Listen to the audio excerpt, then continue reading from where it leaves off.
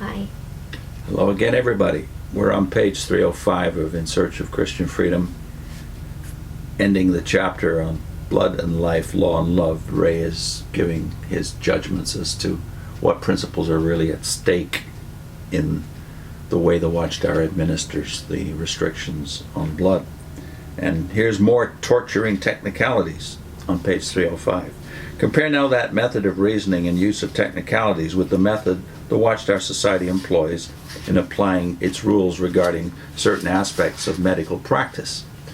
The March 1st, 1989 Watchtower, in the Questions from Readers section, discusses the method of withdrawing blood from a patient sometime before an operation and storing this for reuse during or following the operation. It then states categorically that Jehovah's Witnesses do not accept this procedure. The reason? The blood is, quote, no longer part of the person, unquote. The text at Deuteronomy 12:24 is cited, which says that the blood of a slaughtered animal must be poured out upon the ground. By some reasoning, this law regarding animal slaughter is viewed as presenting a parallel situation to the case of storing a living person's blood, as just described. But then the article goes on to discuss another method, where, during the operation, the patient's blood is diverted into a heart-lung pump or a hemodialysis machine, artificial kidney device, for oxygenating or filtering before returning into the patient's body. The article informs its readers that, unlike the other method, this method can be viewed as acceptable by a Christian. Why?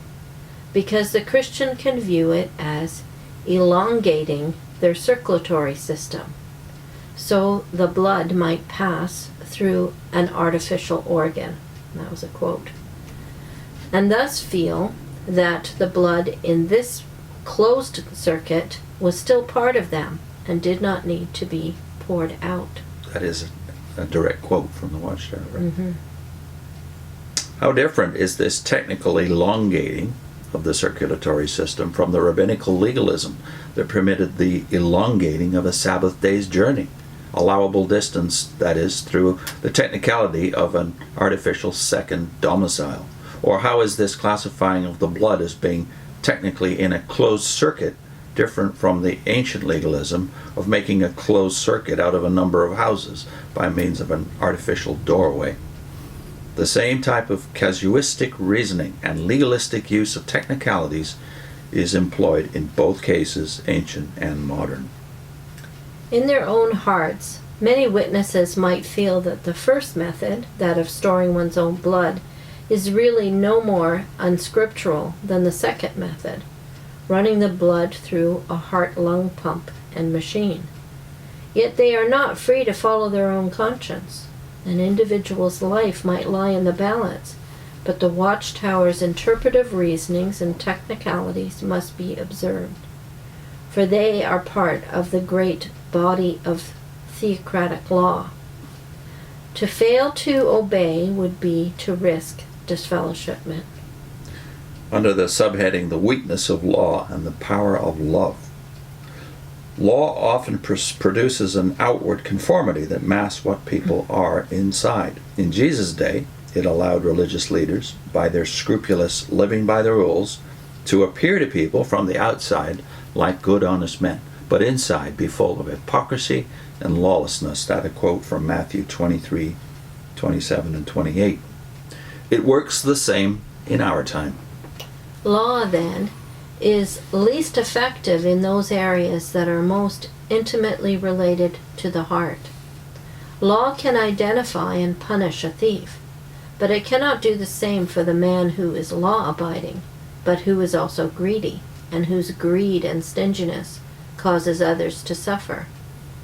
Law can condemn and even execute the murderer, but it can do little to prosecute the man who hates, who harbors jealousy, excuse me, or envy or rancor, and who seeks revenge, particularly if he is careful to do so by legitimate means.